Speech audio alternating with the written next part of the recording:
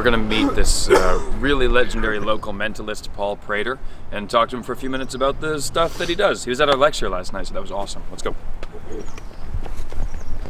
It's like climbing Everest, getting to his front door. There he is, Paul Prater. How are you, man? How's it going? Good to see you. Come on in. There's already a ghost. There's a ghost. There's already a ghost. Yeah. There's already a ghost. Look. Probably. There's already a ghost.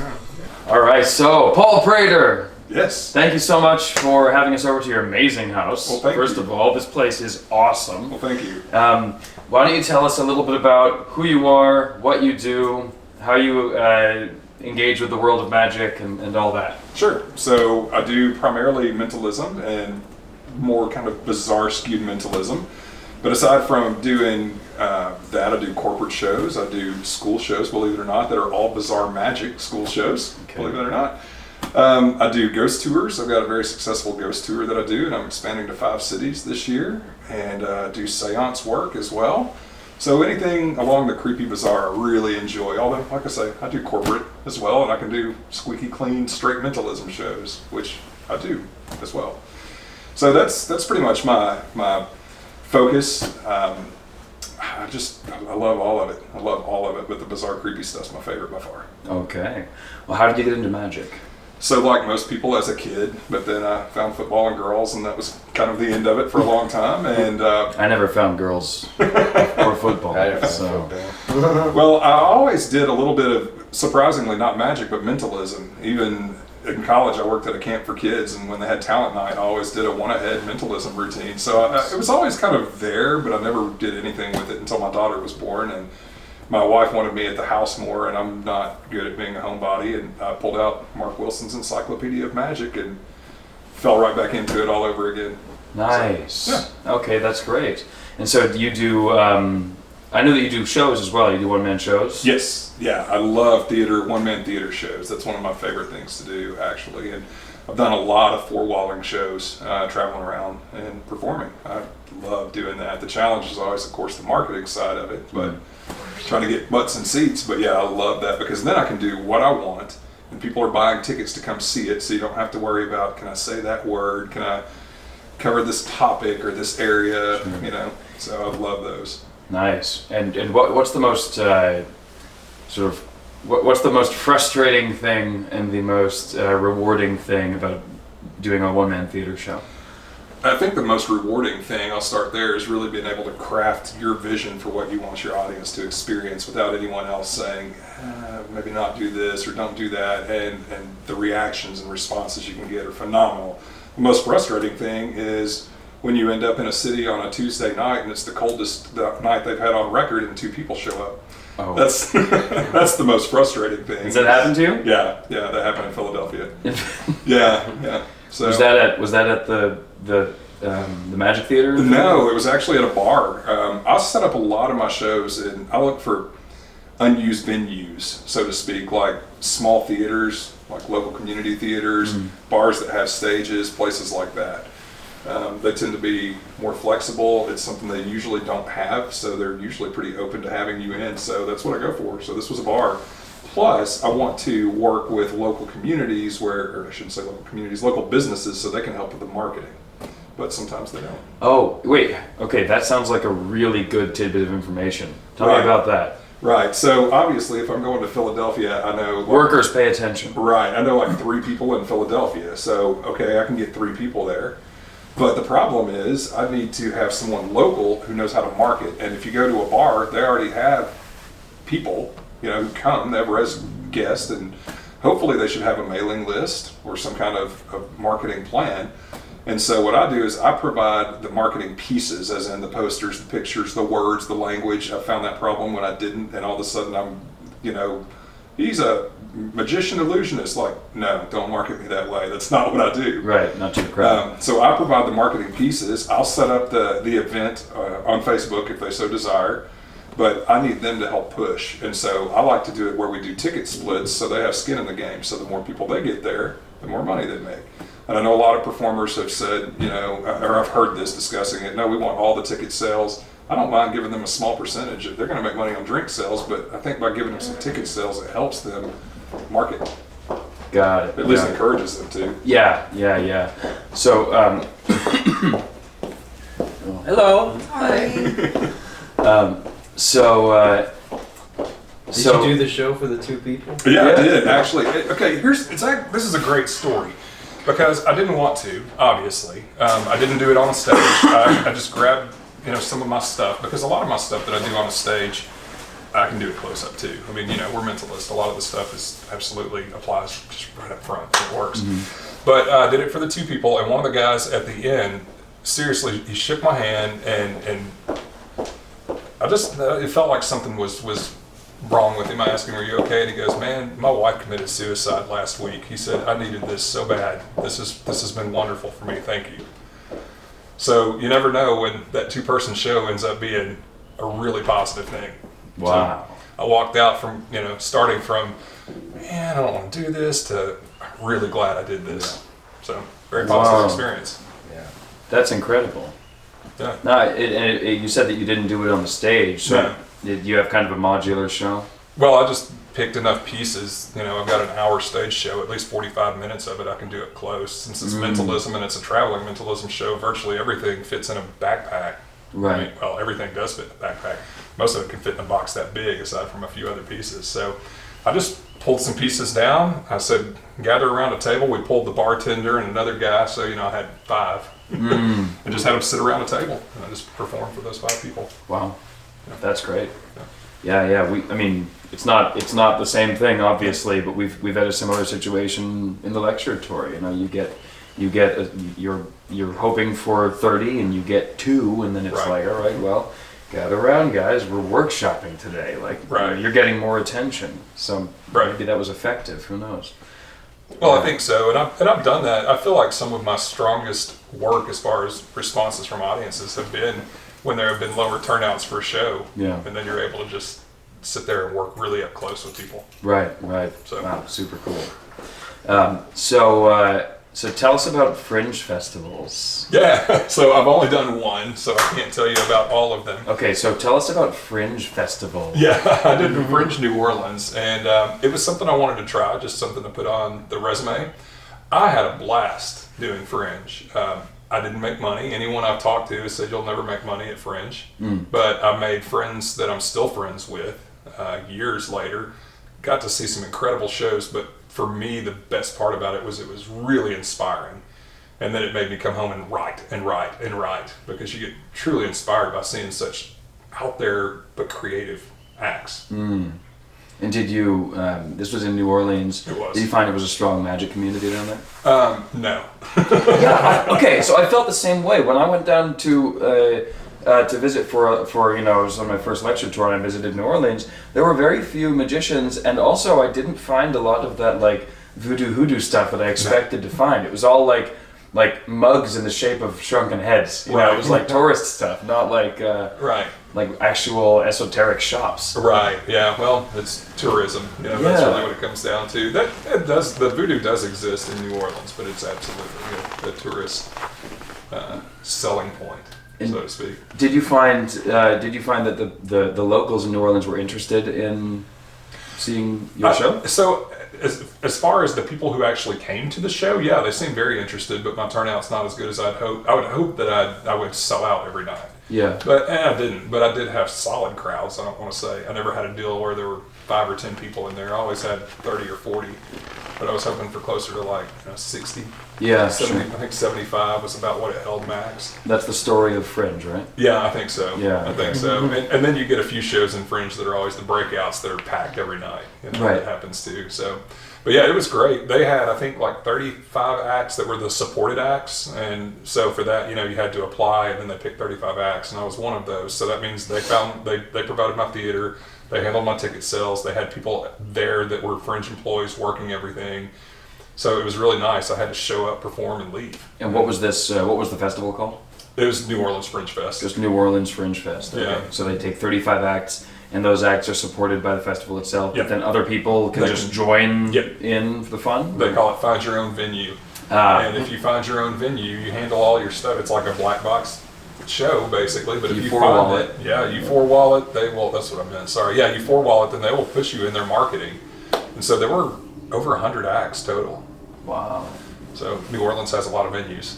Yeah, sure. But it was also inspiring to me personally. It made me think differently because I do like to put on my own shows in my own places, seeing what kind of places they turned into venues. Like a warehouse where they just hung, curtains around it to block off part of the empty warehouse and put a stage in it and lights. And you're like, what? You have to walk through, rows of shelving with boxes and stuff till you pop out into the theater area. I imagine that looks incredible, actually, once it's all done. Yeah, it's really cool. And it also really taught me early on the importance of good lighting. Lighting alone transforms an area. Talking about that guy, who's a lighting pro. What's his name? Confetti Eddie. Confetti Eddie in Dallas. It's in Dallas, yeah. And it's a small space, but it looks so good with the lights. Yeah, his stage looks incredible. What was the stage called? It's Confetti Eddie's Magic Parlor. Beautiful. Yeah. I'm gonna have to check that out. Confetti Eddie. Yeah, absolutely. I can put you guys in contact. He's always looking for magic acts. Awesome. Cool. We're in. So you're known for creativity, scripting, art. I mean, if you're seeing the stuff around here is like all his art primarily. I mean, it's hard to tell the difference between the actual like weird artifacts that you'd find in Barnum and the stuff that he's just made, which is now strewn all over the house. So tell us about the well, first of all, tell us about your art. Like you're a lawyer. Yeah, right? So I'm an attorney as well. So what's going on?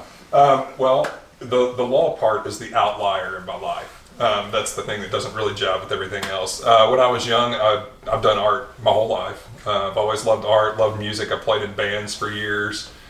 And I got my minor in art and then worked on my master's in studio art, and then just could not figure out while I was working on that master's how I was going to make a living, and kind of made an abrupt shift and decided law school.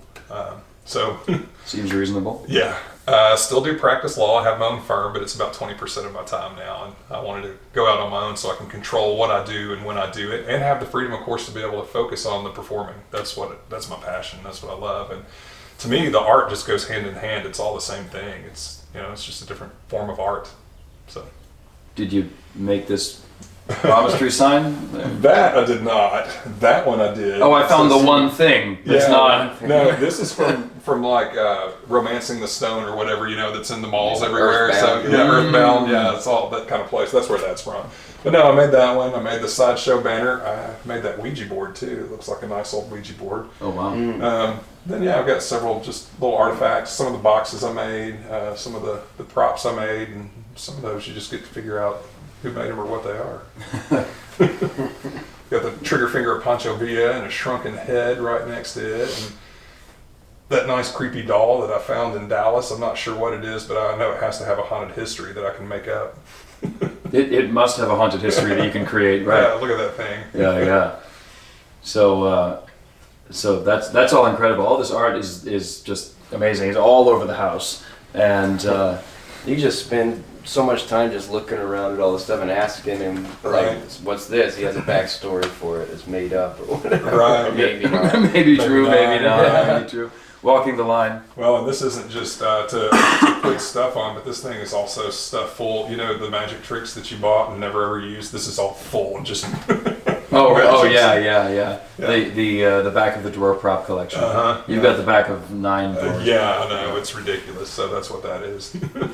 So what's the creative process like for you? I mean, once you said that as you were watching these fringe festival acts, you were becoming inspired, and then maybe you were gonna go, and then you came back and you just wrote. Right. But what's that process like? What does that feel like? Is there any advice you can give people to engage in that themselves? Yeah, I think that and I don't know if you're familiar with David Parr. He's a magician. He's phenomenal. I love David.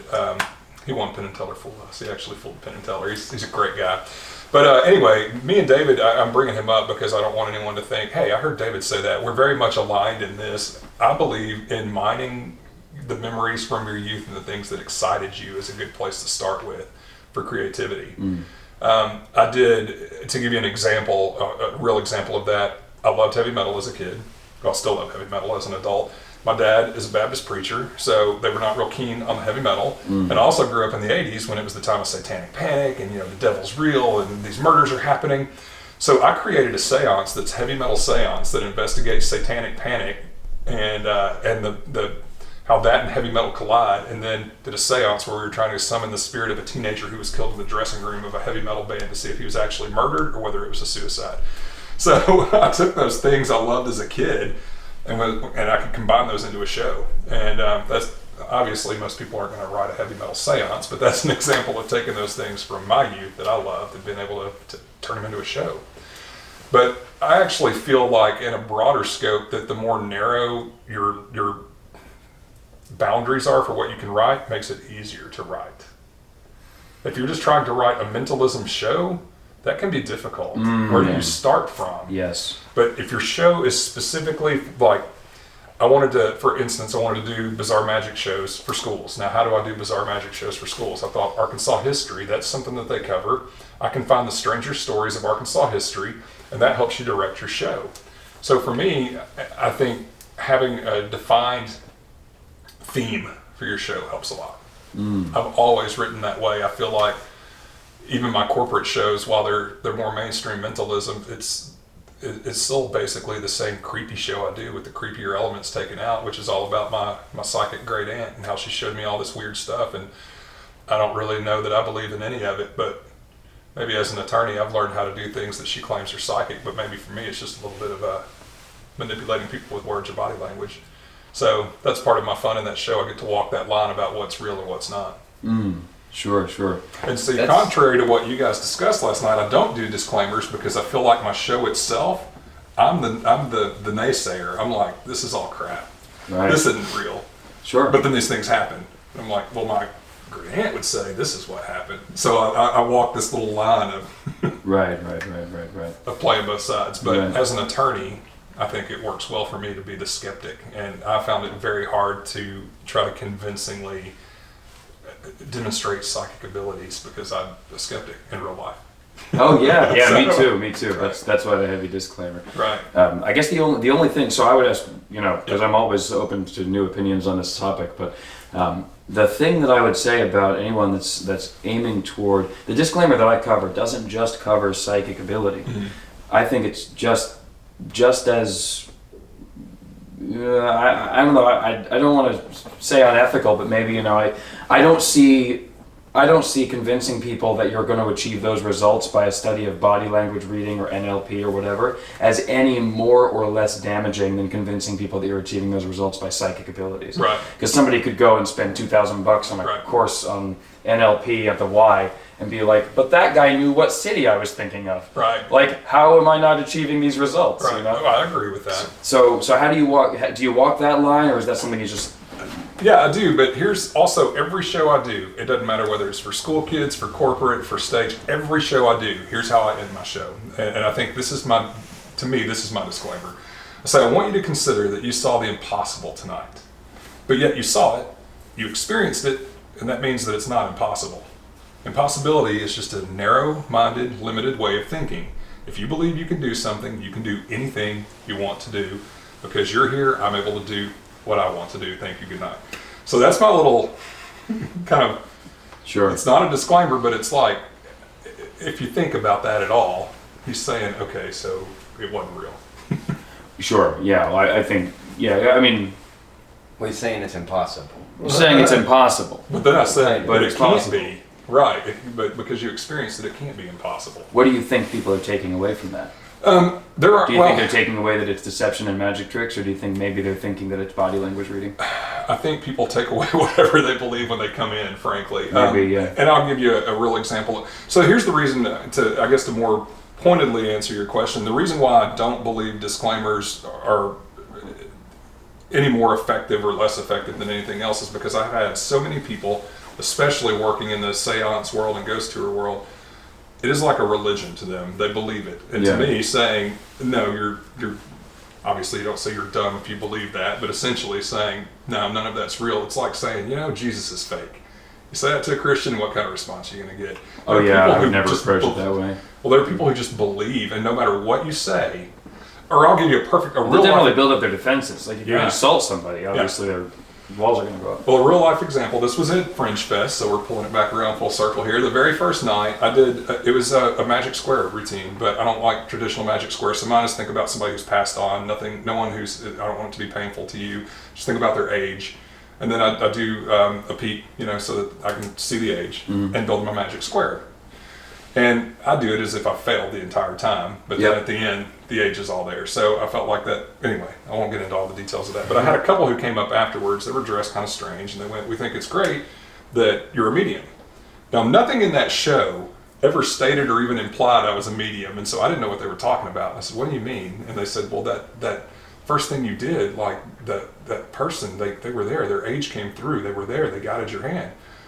And I just went, "No, what I do is entertainment." And that is my standard answer if people ask me. I say, "No, what I do is entertainment." And they went, "Yeah, but that couldn't have happened if you were just an entertainer." And I'm like, "No, really, there's a way I achieve it, but it's just entertainment. There's no speaking to the dead." They said, "We're mediums too, and we know it's really hard to admit." And at that point I went, just keep it quiet. Because I'm not going to convince them otherwise. I'm definitely not trying to convince mediums or fundamentalists that they're heading in the wrong direction. I'm aiming for the fence.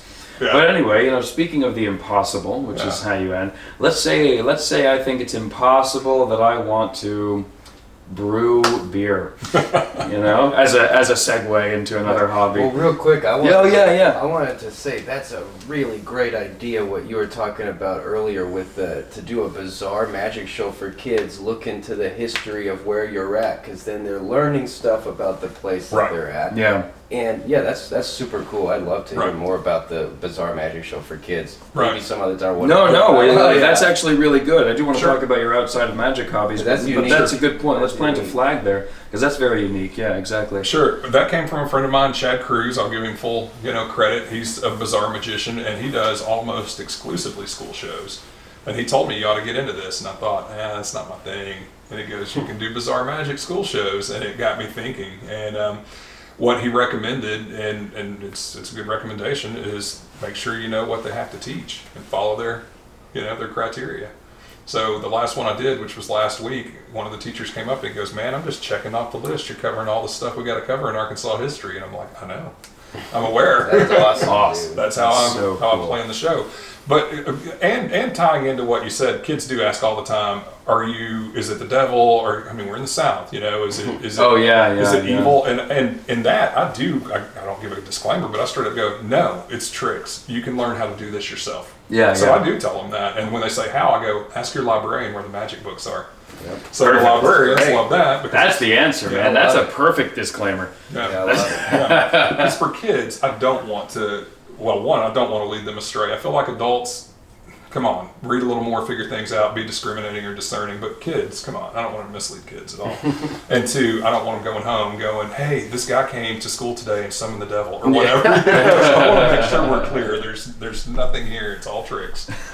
So, and I even do some straightforward magic. I do a chop cup routine in there, believe it or not. So nice. That's something I wouldn't typically do, but I found that a lot of the same show I do for adults, I can do for kids. It's just a scripting thing. It's re-scripting.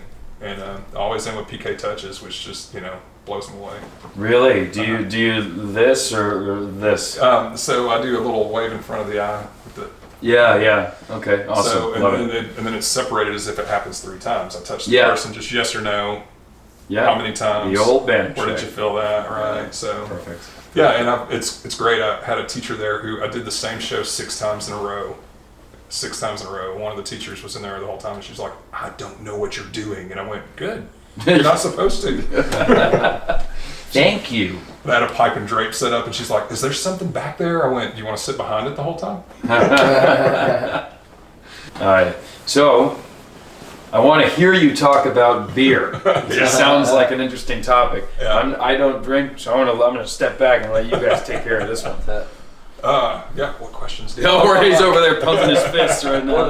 Well, it seems like you're interested in like a whole bunch of stuff. Yeah. You like to keep yourself busy and stuff, I assume. And I don't know anything about the actual making process of beer, like whatsoever. Yeah. Well, it's easy to make, and it's at its bare basic thing. You're just washing the sugar out of a grain, adding hops in it to balance the sweetness, and then using yeast to ferment the sugars.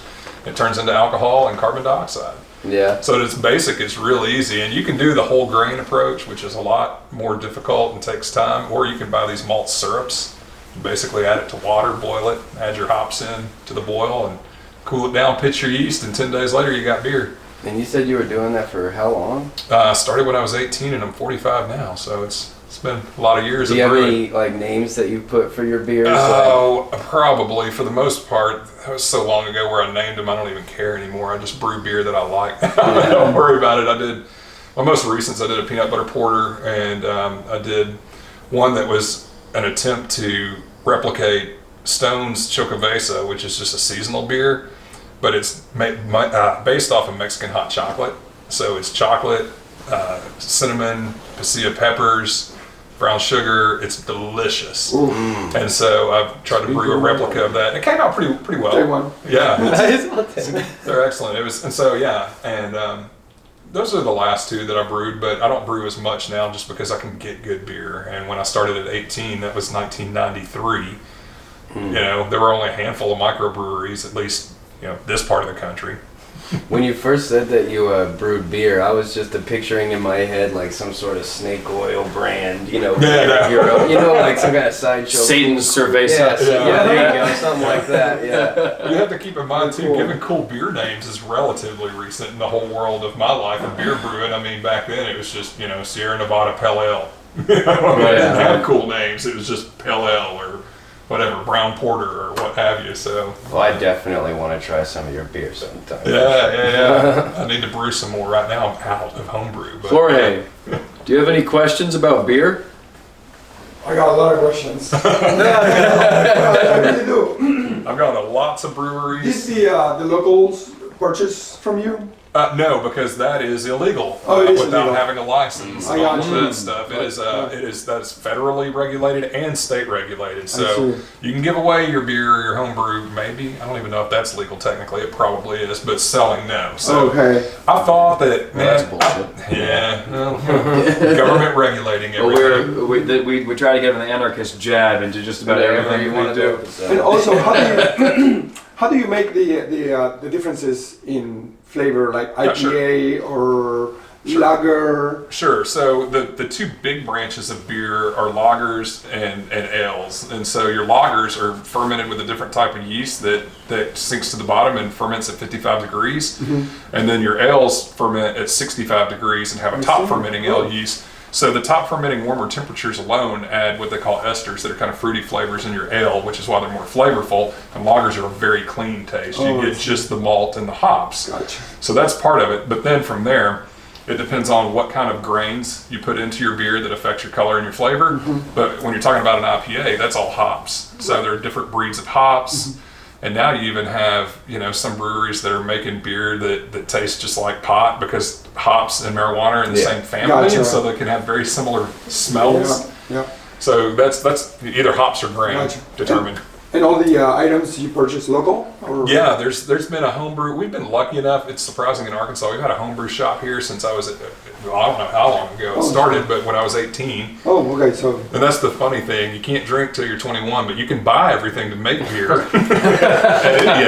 Because there's no alcohol in it. I got you. Which I will admit that contributed to me brewing at 18. Awesome. I was in a dry county, so there were no liquor stores, and I was obviously underage, so I started brewing. I see. The first few beers were absolutely terrible, but I've always loved making my own stuff, so it really pushed me. That's amazing. He works in vaping, and there's a similar thing going on right now where this is being overregulated. Yeah. And so we actually, Michael Blackheart, you talk to him about this when you go to do his theater. Yeah. He'll tell you about how he's dealing with it, and he's like, because you're not allowed to sell the flavored tobacco right now, right? You can't sell nicotine flavored e-liquid, but you can sell the flavoring separate. Right. You know? Right. So Blackheart's got this whole thing he'll run into, which is like, I can't sell you this and this, but I can sell you this and I can sell you this. And then when it becomes your property after you give me money, you can do whatever you want as an American citizen with those two items. Right.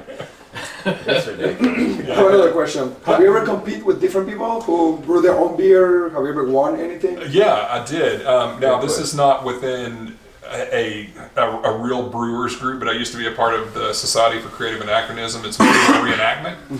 And in there there are a lot of brewers in there, so they try to brew from authentic recipes. And that was one where I took the raw barley and malted it and grew my own hops and followed medieval-ish recipe. Often they didn't use That's hops. awesome. But yeah, and I won for that beer. But it was just a very clean, good-tasting, simple beer. What year was that? Oh man, that would have been, I was in law school, so probably 98 Oh, or something okay. like that. I've never been real big on the competition in Sure. anything, Yeah, but in any area of my life. I just like doing my thing. But it's good to be That's all these recognized. trophies are about, is just not being Yeah, big it's in the like, competition. But it's good to be It's recognized for something. Like It if is. you're brewing something that it tastes good and Yeah. it feels good, if someone says, "Hey, you won," Right. And No, I did you go places that beer? Like people like No, just because again, you can't It's can't illegal. sell, you can't Gotcha. distribute, you can't, not without having the proper licenses, Oh, and okay. that's a lot of money and time to get the licenses. So Okay. we do have something unique in Arkansas. I've not seen anywhere else though. It was a homebrew shop. It closed down, but they still have a brewery that anyone can go in and brew, and under their license, they can get distribution I see. and get you in the bars and the like. Awesome. So Very it's just interesting. very That's a cool creative. market thing. very interesting. All right, I have a question. Yeah. I have a question. Are ghosts real? My answer is no. But do you believe in them? No. Oh, okay. I believe that people believe in them. Okay. There's this great phrase we've been using about that disclaimer talk, which is I forgot who. I don't believe in ghosts, but I'm afraid of them. Yeah. That was the quote. I don't remember who it was from though. Well, so my line, because I do ghost tours, I get this question all the time. And being a skeptic, I also don't know where people are coming from because they come on ghost tours. I say I'm an open-minded skeptic. I would love to have something convince me that they do, but to date, I've not experienced anything that would lead me to believe they're real. Do you think that your openness about your skepticism affects your ability to effectively do the ghost tours? Not to relate this to anything else, but Not to do the ghost tours because I intentionally, when you talked earlier about creative process, I wanted to build a tour. I've learned enough through my marketing to know that most of the people who buy my tickets to anything I do are women. And they bring their men along who are like, this is a bunch of bullshit. So I need to be able to address those people as well because I want them on my side. That's Yeah. kind of like what you do. well, this is a different thing. I mean, just to circle it back to disclaimers, I often see when I do a disclaimer, people that are like this in the audience kind of relax and be like, Yeah. Yeah. But what I do, the ghost tour itself is built to where I'll tell a story, then I'll use history and tear it all down. And then often though I come back and go, but all of this stuff has happened. So how do you explain it if the history doesn't support it? So I play to both audiences the entire time. And I've actually had a lot of people say, thank you for taking that approach where I'm very big on history and I start the tour by saying I'm an attorney, which means I'm a skeptic, which means this tour is built around somebody who I hear a story. Now I want to find the history that would support or refute that story. And that is how my tour is super built. cool. That's So, really cool. Super yeah, cool. that's how I do all of them. And I told you I'm planning on being in 5 cities by October. How many cities are you in right now? Just one. Just the one. And But what I city plan is on it? being, it's here in North Little Rock. Okay. It's, Okay. it's an area called Argenta, which is Hey. downtown North Little Rock. Yes, I was reading about that earlier today, right? Yeah. And so, so you learned. So, how did you get into ghost tours? How is that a thing? Yeah, so a Is friend it of your mine- company, or is it a friend This of is yours? my company, Okay. yeah. But a friend of mine whose name's Ed Underwood, he lived in Jonesboro, Arkansas, and he's a magician. And he was doing ghost tours up there, and he was moving to Branson and asked me to take over. And I did not want to do it. Honestly, I was like, I have no interest in that. That doesn't sound fun to me. I like stage. I like being on a stage. I don't want to be, people in my space, Sure. or whatever. But he convinced me to do it, and I loved it. But Jonesboro's 2.5 hours away, 2 hours away. I can't effectively market and be up there. So I did it for 2 years, and then it kind of just fell away, and I really wanted to do them here, but didn't think I would have enough stories. And I was sitting with a friend at his wine bar, sipping on wine, and he goes, people have seen a ghost up there. And I went, wait, there's a ghost story? If there's one, there have to be more. And that was how I handled that one. That's what I'm going to do for the future ghost tours is get the ghost stories first. Like go to the Go to the businesses. townsfolk and yeah. Oh wow. Yeah, because I also need it. Obviously, it's a business. It needs to be a walkable area, so I look for town squares. And just one other thing, I've been very successful with this tour here, and we don't have tourists here. So I'm not looking to compete in the tourist towns. I'm going to, all of my markets are decent sized cities. All of them have colleges in them. And they have town squares. So you can create a tour that's a very walkable tour, and I have no doubt I'll be able to get the stories. Oh yeah, everywhere's haunted. Right. Yeah. Well, town squares are always the oldest buildings, right? Yeah. That's so true, there's too. always a story there. Always the oldest buildings, always walkable. Yep. And so that's how you can craft those tours. And yeah. And to me, there's still one of the things I do that's a ton of fun on Wednesdays and Thursdays. I do one called Booze and Brews, where we go into some of the bars, so like a pub crawl. But in the first one, but remember, this is a ghost tour. Such a good idea. I want to go. Well, and this is a ghost tour, remember, and I don't market myself as being anywhere in this world of magic and mentalism. So we have psychic work at the first bar, and then a seance at the second bar. And it is a lot of fun. And of course, it's I bet people love it. mentalism Yeah. and seance work. And it's just a mini seance, it's about 20 minutes in each of those spaces on the tour. But business owners, of course, they love it because they're Wednesday and Thursday, so slower nights. I tell them I need 20 minutes. 20 minutes. You have to give me space for 25 people, but you're going to sell 25 drinks in 20 minutes. Who doesn't want to hear that? We're in and out.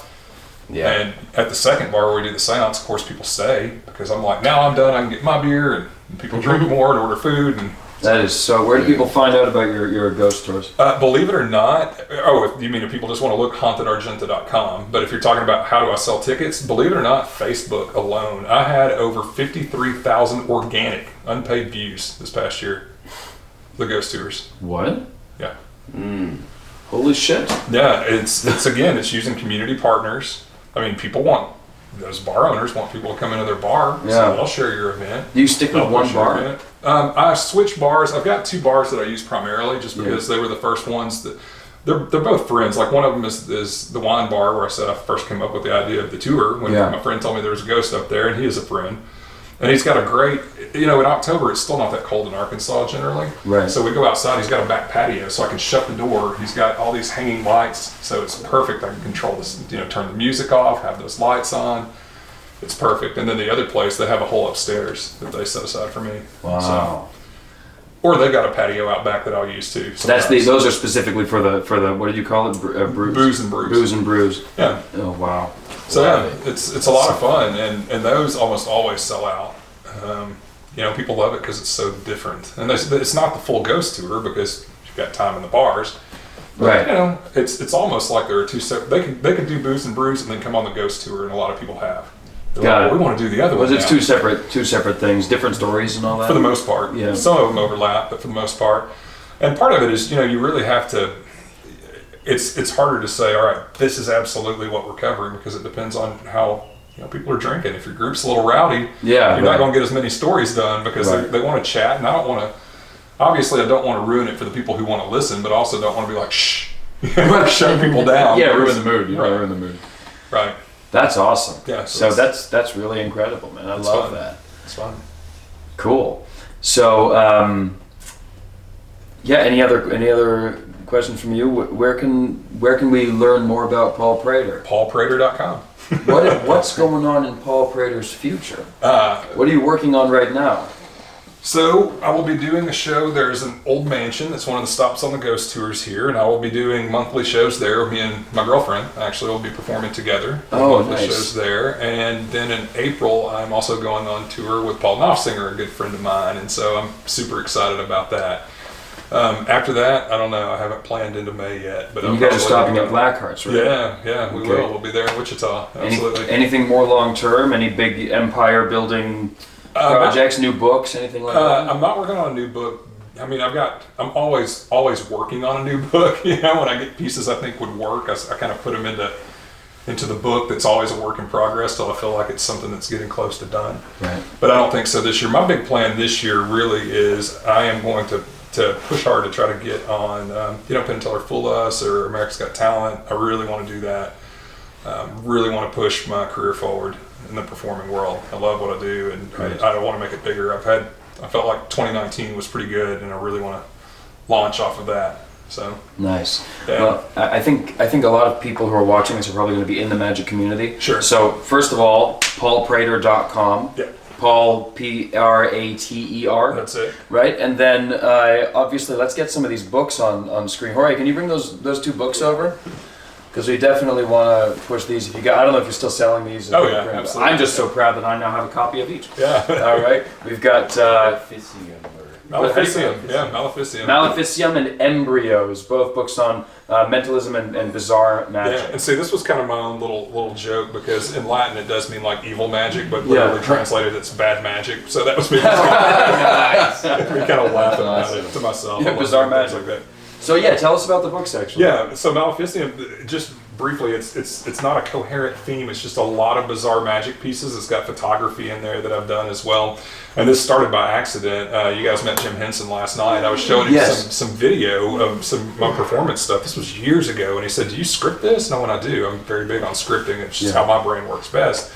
And he said, "Send some of that to me," and I did. And he goes, "This could be a book." And I went, "What?"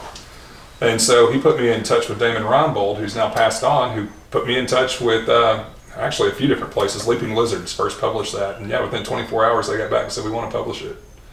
So I didn't plan on writing a book. It just kind of happened by accident. Amazing. That was your first one then? Yeah, that's the first one. And then when was that? When was that one out? 2006, 8, 2009. I don't even remember. Yeah, 2009 is when it was first published. Nice. And then Embryos covers 2 complete shows, start to finish. And I mean, it's got marketing ideas, what worked, what didn't work, my full scripting for everything, and then it has links to videos of some of the performance stuff as well. So, and of course it runs through how to do all the routines as well. Naturally. So, yeah.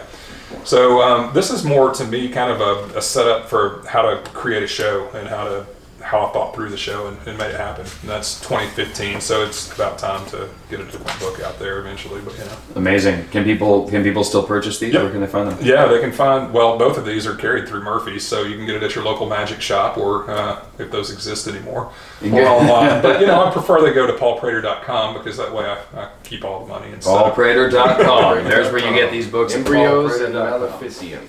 Right. Incredible. Well, thank you so much, Paul. Absolutely. For sharing your house, your hospitality, and your time. Yeah, absolutely. Really appreciate it, and I'm sure everyone over there does too. Yeah, thank you guys. All right, I appreciate thanks a lot, man. Yeah. Appreciate it. Paul. Yeah. Thank you guys.